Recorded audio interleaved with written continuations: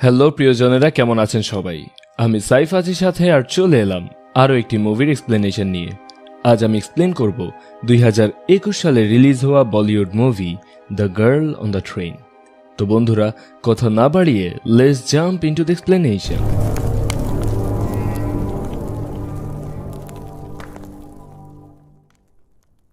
মুভির শুরুতেই আমরা দেখতে পাই কেউ একজন একটি মেয়েকে ধাওয়া করছে। পালাতে গিয়ে মেয়েটির ফোন পড়ে যায়। মেয়েটি কোনো রকম একটি জায়গায় লুকিয়ে পড়ে, কিন্তু একটু পরেই মেয়েটি দেখে যেই লোকটি তাকে ধাওয়া করছিল সে একদম তার সামনে। এইখানেই এই সিন কাট হয়। পরের সিনে আমরা একটি মেয়েকে একটি স্টেশনে দেখতে পাই। মেয়েটিকে দেখে মনে হচ্ছে মেয়েটি খুব বাজেভাবে আহত হয়েছে এবং মেয়েটি সম্ভবত মাতাল অবস্থায় আছে। এরপরে ফ্ল্যাশব্যাকে 2017 সাল দেখানো হয়। এইখানে কারো বিয়ের অনুষ্ঠান হচ্ছে। এইখানে আমরা শেখর নামের একজনের সাথে পরিচিত হই। এইখানে আমরা এই মুভির হিরোইন মীরাকেও দেখতে পাই। শেখর মীরাকে প্রথমবার দেখেই পাগল হয়ে যায়, যাকে বলে প্রথম দেখাতেই ভালোবাসা। এরপর শেখর ধীরে ধীরে মীরার সাথে বন্ধুত্ব করে। একদিন শেখর মীরাকে প্রপোজ করে এবং মীরাও রাজি হয়ে যায়। কিছুদিন পর তাদের দুজনের বিয়েও হয়ে যায়। দুইজন একসাথে অনেক সুখেই জীবন কাটাতে শুরু করে। একদিন মীরা কেনাকাটা করে বাড়ি ফিরছিল, তখন একটা কালো গাড়ি তাকে ফলো করতে শুরু করে। প্রথমে মীরা গাড়িটিকে দেখে ইগনোর করলেও পরে বুঝতে পারে যে গাড়িটি আসলে তাকেই ফলো করছে। এইটা দেখে মীরা আতঙ্কিত হয়ে যায়। তারপর নিজের বাড়িতে ফেরার পর স্বস্তির নিঃশ্বাস ফেলে। কিন্তু গাড়িতে থাকা লোকটি একটি কাগজে একটি পাথর মুড়ে মীরার ঘরে ছুঁড়ে দেয়। মীরা যখন সেই কাগজটি খুলে দেখে তাতে লিখেছিল, আপনি এই কেসটা ছেড়ে দিন, না হলে ভালো হবে না। এইখানে আমরা জানতে পারি মীরা একজন লয়ার। মীরা তার হাজব্যান্ড শেখরকে এই কথা জানায়। শেখর মীরাকে কেসটা বাদ দিতে বলে, কারণ ওরা মাফিয়া লোক, ওরা তাদের পরিবারের ক্ষতি করতে পারে। কিন্তু মীরা শেখরকে বলে সে কেবল তার কাজ করছে, আর তার পেশায় এইসব খুবই সাধারণ ব্যাপার। আমরা এখানে জানতে পারি মীরা আর শেখর সন্তান নেয়ার পরিকল্পনা করছে, আর সেই কারণেই শেখর মীরাকে ওই কেস নেয়ার জন্য নিষেধ করছিল। এরপরের সিনে কোর্টরুম দেখানো হয়। এইখানে জিমি নামের একজনের বিরুদ্ধে একটি হত্যা মামলা দায়ের করা হয়েছে, আর মীরা জিমির বিরুদ্ধে কেস লড়ছে। জিমির মতে সে এই খুন করেনি, কিন্তু সমস্ত প্রমাণ আমলে নেয়ার পর বিচারক জিমিকে যাবজ্জীবন কারাদণ্ড দেয়। আদালত থেকে বেরিয়ে আসার পরে মীরার ক্লায়েন্ট মীরাকে ধন্যবাদ জানায়। তখনই শেখর মীরার কাছে আসে। সে মীরাকে তার প্রেগন্যান্সির রিপোর্ট দেখায়। রিপোর্ট দেখার পরে সে খুব খুশি হয়, কারণ মীরা মা হতে চলেছে। এরপর সিন শিফট হয়। 6 মাস পরের ঘটনা দেখানো হয়। মীরা এবং শেখর দুজনেই কেনাকাটা করে তাদের বাড়িতে ফিরে যাচ্ছিল। শেখর মীরাকে জিজ্ঞেস করে, তুমি কি এখনো জব করবে? মীরা বলে, আমি আর কোনো জব করব না, সারাদিন আমার বাচ্চার সাথে থাকবো, আমি আমার বাচ্চাকে খুব ভালোবাসবো। ওই সময় হঠাৎ একটি গাড়ি এসে ওদেরকে ধাক্কা দেয়। ওরা দুজনেই গাড়িতে অজ্ঞান হয়ে পড়ে থাকে। তারপর সিন শিফট হয়। 2019 সাল চলে আসে। এইখানে মীরা দর্শকদের নিজের সম্পর্কে বলে। সেই দুর্ঘটনার পর মীরার গর্ভপাত হয়েছিল, যার কারণে মীরা ডিপ্রেশনে চলে যায়। তখন থেকেই তার মদের আসক্তি হয়েছে। মদ পান করার পর মীরা যা কিছু করে সেসব সে কিছুই মনে রাখতে পারে না। এক কথায় মীরার শর্ট টাইম মেমোরি লস হয়ে গেছে। এই অবস্থায় কয়েকদিন পর শেখরও মীরাকে ছেড়ে চলে যায়। তাদের ডিভোর্স হয়ে যায়। মীরাকে ডিভোর্স দেওয়ার পর শেখর অঞ্জলি নামের একটি মেয়েকে বিয়ে করে, কিন্তু তা সত্ত্বেও মীরা সব সময় শেখরের কাছে যেত, তাকে রিকোয়েস্ট করত যাতে ওরা আবার এক হয়। কিন্তু শেখর কোনো অবস্থাতেই মীরাকে আর অ্যাকসেপ্ট করে না। আর যখনই এসব ঘটে তখন মীরা নিজের রাগ শেখরের গাড়ির ওপর প্রকাশ করে। মীরা শেখরের গাড়ি ভাঙতে শুরু করে। এরপর আমরা দেখতে পাই মীরা সব সময় ট্রেনে করে কোথাও যায়। ট্রেনে যেতে যেতে মীরা তার বাড়ির দিকে তাকায়, যেখানে এক সময় মীরা শেখরের সাথে থাকতো।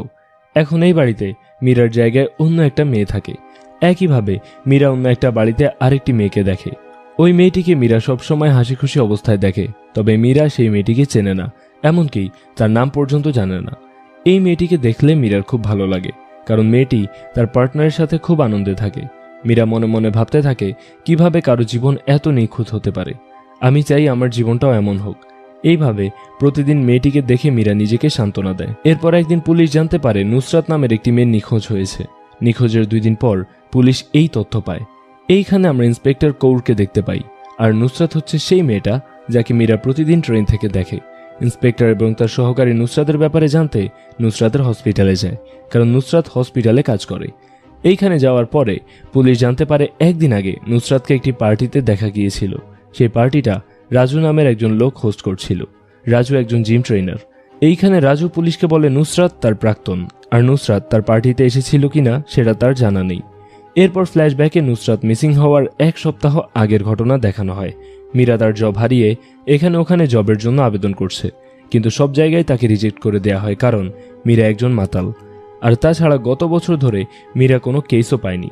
এইসবের কারণে মীরা আবার ডিপ্রেশনে চলে যায় এবং আবার মদ্যপান করা শুরু করে। এরপর মীরা তার বাসায় ফিরে আসে। সে রাতে মীরা স্বপ্নে তার ড্রিম গার্ল নুসরাতকে দেখে। নুসরাত তার ঘরে আনন্দের সাথে নাচছিল, সে স্বাধীনভাবে তার লাইফ এনজয় করছিল। এরপর মীরা তার এক্স হাজব্যান্ড শেখারকে ফোন করে।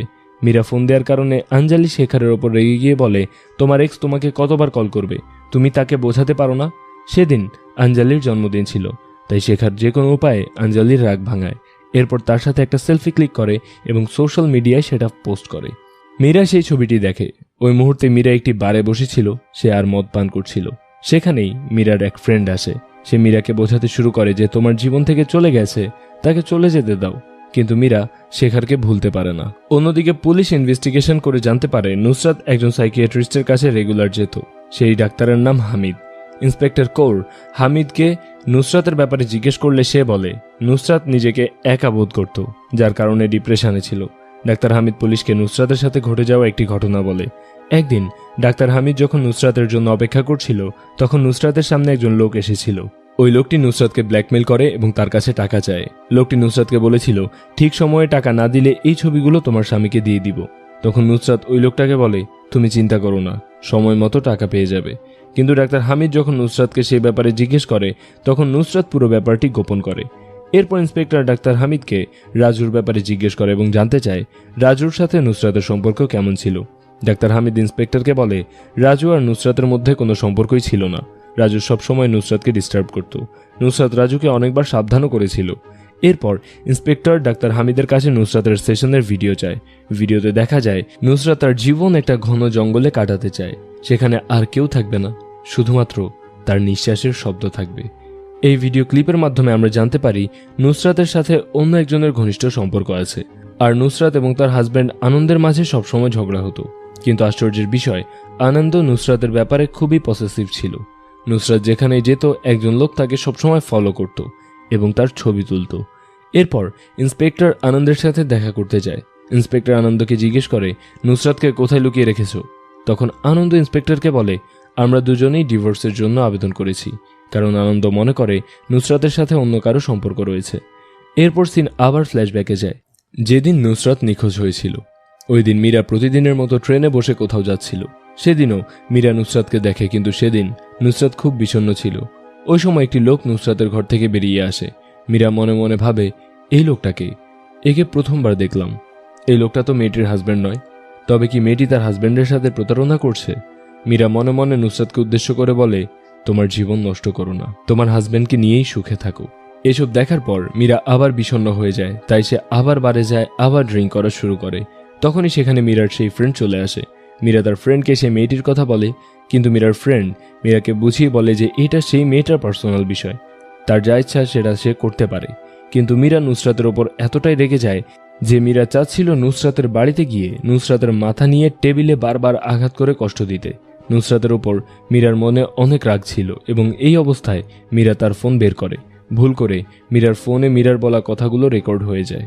সিন আবার প্রেজেন্টে চলে আসে। পুলিশ একটা ক্রাইম স্পট খুঁজে পায় যেখানে কিছু ব্লাড স্যাম্পল পাওয়া যায়। সেই ঘরটিও অনেক আগোছালো ছিল। এটা আসলে একটা বেসমেন্ট। পুলিশ যেখানে একটা ভিডিও ক্লিপ খুঁজে পায়, সেখানে দেখা যায় রাজু সেদিন পার্টি দিয়েছিল, আর সেই পার্টিতে রাজু নুসরাতকে ওই বেসমেন্টে নিয়ে গিয়েছিল।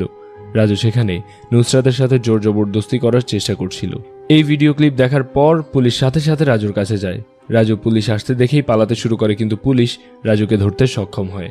রাজুকে জিজ্ঞাসাবাদ করার পর পুলিশ জানতে পারে ভিডিওর মেয়েটি নুসরাত নয়। রাজু আর তার বন্ধু ওই বেসমেন্টে অন্য একটা মেয়েকে নিয়ে গিয়েছিল। রাজু যখন ওই মেয়েটির সাথে জোর জবরদস্তি করছিল, তখনই সেখানে ওই মেয়েটির বয়ফ্রেন্ড চলে আসে।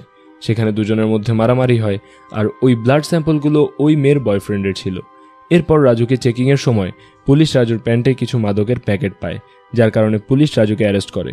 ইন্সপেক্টর কৌর এবং তার সহকারীরা চিন্তায় পড়ে যায়, রাজু না হলে কে হতে পারে?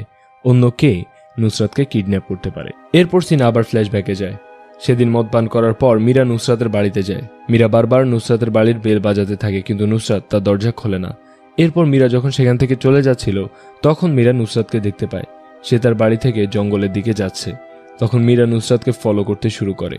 একটি জায়গায় এসে মীরা নুসরাতকে ডাকতে শুরু করে। মীরাকে দেখে নুসরাত আরও জোরে দৌড়াতে শুরু করে। তখন মীরা ওই লোকটিকে দেখতে পায় যে সারাক্ষণ নুসরাতকে ফলো করে। মীরা আবার নুসরাতের দিকে এগোতে শুরু করে এবং দৌড়ে গিয়ে নুসরাতকে আক্রমণ করে। এরপরের সিনে দেখা যায় মীরা আহত অবস্থায় স্টেশনে দাঁড়িয়ে আছে। এই সিনটি আমরা মুভির শুরুতে দেখেছিলাম। পরের দিন পুলিশ ওই জঙ্গলে নুসরাতের লাশ খুঁজে পায়। পুলিশ নুসরাতের লাশ ফরেন্সিক ল্যাবে পাঠায়। তদন্তকালে পুলিশ জানতে পারে যেদিন নুসরাত মারা যায় সেদিন মীরা নুসরাতের বাড়িতে এসেছিল। তবে পুলিশ এখনও মীরার সম্পর্কে কিছুই জানে না। ওই ক্রাইম স্পটে পুলিশ মীরার সিটিজেন কার্ড পায় এবং সেখানকার একটি গাছের কাছে কিছু ব্লাড স্যাম্পলও পায়, যেগুলো নুসরাতের ব্লাডের সঙ্গে ম্যাচ করে না। এরপর সিন শিফট হয়। মীরা ঘুম থেকে ওঠার পর গত রাতে কী ঘটেছিল তা মনে করতে পারে না। মীরা তার শরীরের ক্ষত দেখে হতবাক হয়ে যায়। সে মনে করতে পারে না এই ক্ষতগুলো কিভাবে হলো। ওই সময় মীরার ফোন একটি মেসেজ আসে, যেখানে লেখা ছিল, আমি তোমাকে জঙ্গলে যেতে দেখেছি আর নুসরাত মারা গেছে। মেসেজ দেখেও মীরা কিছুই বুঝতে পারে না। এরপর মীরা তার ফোনের ভিডিও ক্লিপ চেক করতে শুরু করে, আর সেখানে মীরা সেই ক্লিপটি দেখে যেটা সে ভুলবশত রেকর্ড করেছিল। ভিডিও ক্লিপটি এরকম ছিল যে মীরা তার সমস্ত রাগ নুসরাতের উপর প্রকাশ করার কথা বলছিল। মীরা রাতের ঘটনা মনে করার অনেক চেষ্টা করে, কিন্তু কিছুই মনে করতে পারে না। এরপর মীরা একটা জায়গায় যায় যেখানে অনেক লোক একসাথে বসে তাদের মনের কথা শেয়ার করে। সেখানে মীরাও ওদের সাথে নিজের মনের কথা বলতে শুরু করে। মীরা বলে সেদিনের কার অ্যাক্সিডেন্টের পর সে ড্রিঙ্কস করা শুরু করেছে, কিন্তু যখনই মীরা ড্রিঙ্কস করে সে মাতাল অবস্থায় কি করে সব ভুলে যায়।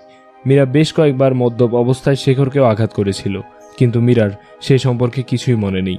মীরার এইসব আচরণ দেখেই শেখর বিরক্ত হয়ে যায়। তাই একদিন শেখর মীরার কাছে ডিভোর্স পেপার নিয়ে আসে এবং তাকে সাইন করতে বলে, কিন্তু মীরা শেখরকে বোঝাতে শুরু করে। মীরা বলে, প্লিজ আমাকে ক্ষমা করে দাও, আমি এই সব কিছু সমাধান করব, আমাকে একটু সময় দাও। কিন্তু শেখর মীরাকে যত তাড়াতাড়ি সম্ভব ডিভোর্স পেপারে সাইন করার জন্য জোর করতে থাকে। অনেক জোরাজুরি করার কারণে মীরা তার ঘরের গ্লাস ভেঙে ফেলে। এইভাবে মীরা নিজের ওপর কন্ট্রোল হারিয়ে ফেলে। সে প্রতিদিন ড্রিঙ্কস করে আর পরের দিন সব ভুলে যায়। মীরা সবসময় চায় সে কোনো উপায়ে গত রাতের ঘটনা মনে রাখুক। এই সময় ইন্সপেক্টর কৌর এবং তার সহকারীরা সেখানে আসে। ইন্সপেক্টর কৌর মীরাকে একের পর এক প্রশ্ন করতে শুরু করে। মীরা ইন্সপেক্টরকে বলে, গত রাতে কি হয়েছিল আমার মনে নেই। তাই মীরাকে প্রমাণ দেখানোর জন্য পুলিশ ইন্সপেক্টর সেই ভিডিও ক্লিপটি দেখায় যেখানে মীরা নুসরাতের বাড়িতে এসেছিল, কিন্তু মীরা সেটাও মনে করতে পারে না। এরপরে মীরা তার ডাক্তারের সাথে সবকিছু শেয়ার করে। মীরা ডক্টরকে জিজ্ঞেস করে, সেই রাতে কি হয়েছিল আমার কিছুই মনে নেই, এখন আমি কি করব। ডাক্তার মীরাকে অবিলম্বে মদ বন্ধ করার পরামর্শ দেয়, কিন্তু মীরা বলে, এইটা ছাড়া আমি ঘুমাতে পারি না। ডাক্তার বলে, নুসরাতের বাড়ির সেই ঘটনা কোনো না কোনোভাবে তোমাকে মনে করতেই হবে। এরপর মীরা আনন্দের সাথে দেখা করে তাকে বলে সে একদিন নুসরাতের সাথে অন্য একজন লোককে দেখেছে। তখন আনন্দ মীরাকে ডক্টর হামিদের ছবি দেখায়। মীরা ডক্টর হামিদকে চিনতে পারে আর বলে, হ্যাঁ, এই লোকটিকেই তো দেখেছি। তখন আনন্দ বুঝতে পারে নুসরাত হয়তো ডাক্তার হামিদের সাথে আছে। আনন্দ মীরাকে বলে সে নুসরাতের পেছনে একজন প্রাইভেট গোয়েন্দা রেখেছে, সেই কারণেই লোকটি সর্বদা নুসরাতকে ফলো করত। এরপরের সিনে দেখা যায় মীরার ডাক্তার ইন্সপেক্টরের কাছে গিয়ে মীরার সম্পর্কে বলে যে মীরার স্মৃতিশক্তি দিন দিন হ্রাস পাচ্ছে। যেদিন নুসরাত মারা যায় মীরা নুসরাতকে ফলো করে জঙ্গলে গিয়েছিল, কিন্তু এরপরে কি ঘটেছে তা মীরার কিছুই মনে নেই। এইদিকে পুলিশ তদন্তের সময় একটা ভিডিও ক্লিপ পায়, যেটা অক্টোবর 31 তারিখের। ঠিক 10:30 মীরা স্টেশনের কাছে দাঁড়িয়েছিল। অন্যদিকে বাড়িতে ফিরে এসে মীরা ওই অপরিচিত লোকের মেসেজ রিপ্লাই করে। যে লোকটি মীরাকে মেসেজ করে বলেছিল সে তাকে জঙ্গলে দেখেছে। মীরা জিজ্ঞেস করে, তুমি কে? তখনই ওই লোকটা মীরাকে কল দেয়। এই লোকটির নাম ওয়াল্টার। সে বলে, আমি জানি সেদিন সেই জঙ্গলে কি হয়েছিল। তুমি যদি প্রমাণ চাও তাহলে একা এসো আর সাথে কিছু টাকা নিয়ে এসো, তাহলে তুমি নিজের ব্যাপারে সত্য জানতে পারবে। এই ওয়াল্টার আসলে সেই লোক যে সবসময় নুসরাতকে ফলো করত। এরপর সিন শিফট হয়। ভিডিও ক্লিপটি দেখার পর পুলিশ ইন্সপেক্টর মীরার কাছে যায় এবং তাকে বিভিন্নভাবে প্রশ্ন করতে শুরু করে, কিন্তু মীরা একজন উকিল, তাই মীরাও নিজেকে বাঁচানোর জন্য কৌশলে উত্তর দিতে থাকে। এরই মধ্যে ফরেন্সিক ল্যাব থেকে ইন্সপেক্টরের কাছে ফোন আসে। ইন্সপেক্টর জানতে পারে নুসরাত প্রেগনেন্ট ছিল আর সেখানে যে ব্লাড স্যাম্পল পাওয়া গেছে এটা আসলে মীরার। এই সমস্ত প্রমাণ সংগ্রহ করার পরে ইন্সপেক্টর মীরাকে বলে, আপনাকে থানায় যেতে হবে। মীরা ইন্সপেক্টরকে জিজ্ঞেস করে, আমি কি আমার ওষুধ নিতে পারি? এইটা বলে মীরা তার বাথরুমে যায় এবং সে ভাবতে থাকে কিভাবে এইসব হলো, কি হচ্ছে তার সাথে। এরপর মীরা সুযোগ বুঝে জানালা দিয়ে লাফ দেয় এবং সেখান থেকে দৌড়াতে শুরু করে, কিন্তু তাড়াহুড়োতে মীরার ফোন সেখানে পড়ে যায় আর ফোনটি ইন্সপেক্টর কৌরের হাতে পড়ে। মীরা কোনো রকম পুলিশের হাত থেকে পালিয়ে যায়। এরপর রাতে মীরা তার এক ক্লায়েন্টের কাছে যায়। কয়েক বছর আগে মীরা তার এই ক্লায়েন্টকে বাঁচিয়েছিল। মীরা তার কাছে কিছু টাকা এবং একটি ফোন এবং একটি বন্দুক নেয়। মীরা প্রথমে বন্দুক নিয়ে ডক্টর হামিদের কাছে যায় এবং তাকে নুসরাত সম্পর্কে জিজ্ঞেস করে। ভয় দেখানোর পরে ডক্টর হামিদ মীরাকে সত্যি বলতে শুরু করে। হামিদ বলে নুসরাত হামিদকে তার বাড়িতে ডেকেছিল একটা ইম্পর্ট্যান্ট কথা বলতে। নুসরাত ডাক্তার হামিদকে বলেছিল সে প্রেগনেন্ট এবং সে এই সন্তান রাখতে চায়। তবে বিস্ময়কর ব্যাপার হলো নুসরাতের পেটের সন্তানের বাবা আনন্দ নয়, অন্য কেউ। ডক্টর হামিদ নুসরাতকে জিজ্ঞেস করে বাচ্চাটা কার, কিন্তু নুসরাত ডক্টর হামিদকে সত্যিটা জানায়নি। ওই সময় ওদের দুজনকে সেদিন ট্রেন থেকে মীরা দেখেছিল, আর দুজনকে একসাথে দেখে মীরা ভুল বুঝেছিল। মীরা সন্দেহ করতে শুরু করে যে সেই হয়তো নুসরাতকে খুন করে ফেলেছে। পরের দিন মীরা সেই জঙ্গলে যায়। মীরা ভাবে হয়তো এই জায়গা থেকে তার কিছু মনে পড়বে। ওই জায়গাটা দেখার পরে মীরার কিছু ধোঁয়াটে স্মৃতি মনে পড়ে। কিছু দূর এগিয়ে যাওয়ার পর মীরা একজন লোককে দেখতে পায়। মীরা নুসরাতের ছবি দেখিয়ে এই লোকটিকে জিজ্ঞেস করে, আপনি কি এই মেয়েটিকে কখনো দেখেছেন? তখন সেই লোকটি বলে না। মীরা সেই লোকটিকে আবার জিজ্ঞেস করে, আপনি কি আমাকে আগে কখনো দেখেছেন? লোকটি এবারও না বলে। অন্যদিকে মীরার ফোন ইন্সপেক্টর কৌরের হাতে পড়ার পর ইন্সপেক্টর ফোনে কিছু মেসেজ দেখে যা ওয়াল্টার মীরাকে পাঠিয়েছিল। ইন্সপেক্টর ওয়াল্টারের নাম্বার ট্রেস করতে বলে। এরপর আমরা দেখতে পাই মীরা আবার রেল স্টেশনে যাচ্ছে। মীরা টিকিট নিতে চায়, কিন্তু তার কার্ড রিজেক্ট হচ্ছিল। মীরা স্টেশন অথরিটিকে এ ব্যাপারে জিজ্ঞেস করে। লোকটি মীরাকে বলে, আপনার রিচার্জ শেষ হয়ে গেছে। আপনি শেষবার 2 দিন আগে ঠিক 8:30 হাইওয়ে রোড স্টেশনে ট্রেন ধরেছিলেন। এই কথা শোনার পর মীরার সন্দেহ হয়। মীরা ভাবতে থাকে, আমি শেষবার 8:30 ট্রেন ধরেছিলাম, তাহলে আমি 8:30 ট্রেন ধরেছিলাম এমন ভিডিও ক্লিপ পুলিশ কীভাবে পেল? কেউ হয়তো আমাকে ফাঁদে ফেলছে। এরপর মীরা নুসরাতের অন্ত্যেষ্টিক্রিয়ায় যায়, যেখানে নুসরাতের প্রচুর ফটোগ্রাফ লাগানো ছিল। এই ছবিগুলোতে মীরা একটি ছবি লক্ষ্য করে, তা হলো নুসরাতের ফোন। মীরার মনে পড়ে জঙ্গলের সেই লোকটির হাতে এই ফোন দেখেছিল। এইটা দেখার পর মীরা আবার সেই লোকটির কাছে যায় এবং জোর করে এই লোকের কাছ থেকে নুসরাতের ফোন ছিনিয়ে নেয়। আপনাদের মনে আছে মুভির শুরুতে নুসরাতের ফোন পড়ে গিয়েছিল, তখন এই লোকটি ফোনটা চুরি করে। মীরা যখন সেখান থেকে ফিরে আসছিল তখন মীরার সাথে পরিচিত এক দম্পতির দেখা হয়। মীরা তাদের দুজনকে সরি বলে, কারণ কয়েক বছর আগে পার্টির সময় তাদের সাথে মীরা অনেক খারাপ ব্যবহার করেছিল। শেখর এই কথাগুলো মীরাকে বলেছিল। এই কথা শোনার পর ওই মহিলা মীরাকে বলে, তুমি মোটেও এসব করনি। তুমি যখন অনেক ড্রিঙ্কস করেছিলে আমি নিজেই তোমাকে আমার ঘরে রেখে এসেছিলাম বিশ্রাম নেওয়ার জন্য। সেখানে কোনো গন্ডগোল হয়নি। কিন্তু সেদিন মীরার জ্ঞান ফেরার পর শেখর মীরাকে অনেক বকাঝকা করেছিল। মীরা ওদের দুজনকে জিজ্ঞেস করে শেখরকে কেন চাকরি থেকে বরখাস্ত করা হলো। ওরা মীরাকে বলে শেখরের আচরণ ভালো নয়। শেখর তার এক কর্মচারীর সাথে খারাপ আচরণ করেছিল, যার কারণে শেখরকে বরখাস্ত করা হয়। ওই মহিলা মীরাকে বলে, ভালো হয়েছে শেখরকে ছেড়ে দিয়েছো, তুমি ওর থেকে দূরেই থাকো। মেয়েদের ক্ষেত্রে সে একদমই ভালো আচরণ করতে পারে না। এরপর সিন শিফট হয়। মীরা তার ডাক্তারের কাছে যায় আর ডাক্তার মীরাকে জানায় সে অ্যাক্সিডেন্টের পরে তোমার বাচ্চা ঠিক ছিল, কিন্তু শেখরই তোমার গর্ভপাত করিয়েছে। শেখর বলেছিল তুমি সন্তান নিতে চাও না। সবকিছু জানার পর মীরার কিছু কিছু ব্যাপার মনে পড়তে শুরু করে। আসলে শেখরই মীরাকে মদ পান করার অভ্যাস করিয়েছিল। সে মীরাকে প্রচুর মদ পান করাতো এবং মদ পান করার পরে মীরা অজ্ঞান হয়ে যেত। তবে সে কোনো গন্ডগোল করতো না। যেদিন শেখর মীরার কাছে আসে ডিভোর্সের সাইন নিতে, সেদিনও গ্লাস মীরা ভাঙেনি। সেদিন শেখর রেগে গিয়ে তার ঘরের গ্লাস ভেঙে দেয় এবং উল্টো মীরাকে বলে সে নিজেই এই গ্লাস ভেঙেছে। এরপর মীরা নুসরাতের ফোন চেক করে সেখানে শেখর আর নুসরাতের একটা ছবি দেখে। আসলে তাদের দুজনের মধ্যে পরকীয়া চলছিল, আর খুব সম্ভবত নুসরাতের পেটের বাচ্চাটির বাবা শেখর। এরপরে মীরা নুসরাতের ফোন থেকে ওয়াল্টারকে মেসেজ দেয় এবং সে রাতে কী হয়েছিল জানতে চায়। মীরা অবিলম্বে তার সাথে দেখা করতে চায়।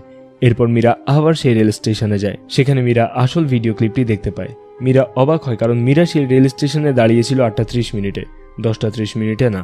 কেউ রেল স্টেশনের এই ভিডিও ক্লিপটি নিয়ে সেটা এডিট করেছে। ভিডিও ক্লিপটি কারা নিয়েছে তা জানতে মীরা সেখানকার লোকটিকে কিছু টাকা দেয়। সেখান থেকে মীরা ওয়াল্টারের সাথে দেখা করতে যায়। কিন্তু ওয়াল্টার যখন মীরার কাছাকাছি আসে তখন হঠাৎ একটি গাড়ি এসে ওয়াল্টারকে মেরে ফেলে। তারপর গাড়িটি সেখান থেকে চলে যায়। মীরা ওয়াল্টারের ফোনটা নিয়ে নেয় এবং ওয়াল্টারের ফোন থেকে আনন্দকে কল করে বলে কি ঘটেছিল। সে এটাও বলে যে ওয়াল্টার মারা গেছে।